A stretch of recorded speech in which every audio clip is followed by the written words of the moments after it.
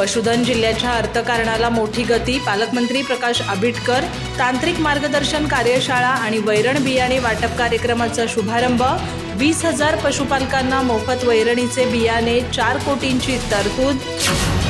कोल्हापूर येथे शासकीय विश्रामगृहातील राजर्षी शाहू सभागृहात पशुसंवर्धन विभागामार्फत आयोजित पशुधनातील संतुलित आहार व वैरण पिकाच्या लागवडीबाबत तांत्रिक मार्गदर्शन कार्यशाळा आणि वैरण बियाणे वाटप कार्यक्रमाचा शुभारंभ उत्साहात झाला.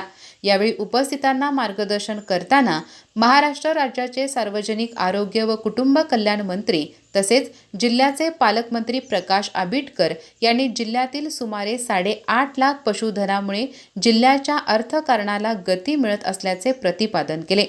दुग्ध व्यवसाय हा ग्रामीण कुटुंबाला आर्थिक स्थैर्य देणारा शाश्वत पर्याय आहे, असेही त्यांनी नमूद केले. पालकमंत्री आंबेडकर म्हणाले की दुग्ध व्यावसायिकांनी प्रगती करायची असल्यास संतुलित आहार, चारा उत्पादन आणि आधुनिक तंत्रज्ञानाचे ज्ञान आवश्यक आहे. जिल्हा वार्षिक योजना 2025-26 अंतर्गत चारा उत्पादन कार्यक्रमातून मका, ज्वारी, बरसीम आदी वैरणीच्या बियाणांचे 100% अनुदानावर 20,000 पशुपालकांना मोफत वाटप केले जात आहे. यासाठी 4 कोटी रुपयांची तरतूद असून ऑक्टोबरमध्ये ऑनलाईन निवड झालेल्या लाभार्थ्यांना जवळच्या पशुवैद्यकीय संस्थेत कागदपत्रे पूर्ण केल्यानंतर बियाणे मिळणार आहे. या बियाणे वाटपामुळे सकस चारा तसेच मुरघास उपलब्ध होऊन दुग्ध व्यवसायाला मोठी चालना मिळेल, असा विश्वास त्यांनी व्यक्त केला. कार्यक्रमात प्रातिनिधिक स्वरूपात काही शेतकऱ्यांना त्यांच्या हस्ते बियाणे वाटप करून योजनेचा शुभारंभ झाला.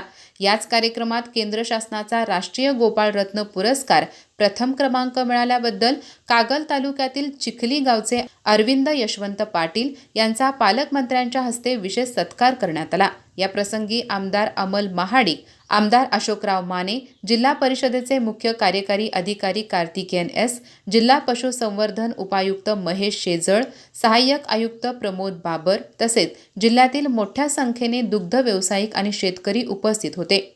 तांत्रिक मार्गदर्शन सत्रात तज्ज्ञांनी विविध विषयांवर शेतकऱ्यांना मोलाचे मार्गदर्शन केले. गोकुळचे पशुवैद्यकीय अधिकारी दयावर्धन कामत यांनी जनावरांच्या आजारपणातील इथनो व्हेटरनरी औषधाचे महत्त्व सांगितले. निवृत्त पशुधन विकास अधिकारी श्रीकृष्ण भट यांनी चारा पिकाची लागवड, पोषण मूल्य आणि संवर्धन तंत्र स्पष्ट केले. सहाय्यक आयुक्त सॅम लुद्रिक यांनी सकस चाऱ्याचे महत्त्व, TMR तंत्र आणि वंध्यत्व निवारणाबाबत माहिती दिली. वैभव खराडे यांनी आधुनिक चारा लागवडीचे तंत्र स्पष्ट केले. कार्यक्रमाचे प्रास्ताविक प्रमोद बाबर यांनी केले तर आभार प्रसाद भामरे यांनी मानले. अधिक माहिती आणि ताज्या घडामोडींसाठी आजच आमचे चॅनल सबस्क्राइब करा.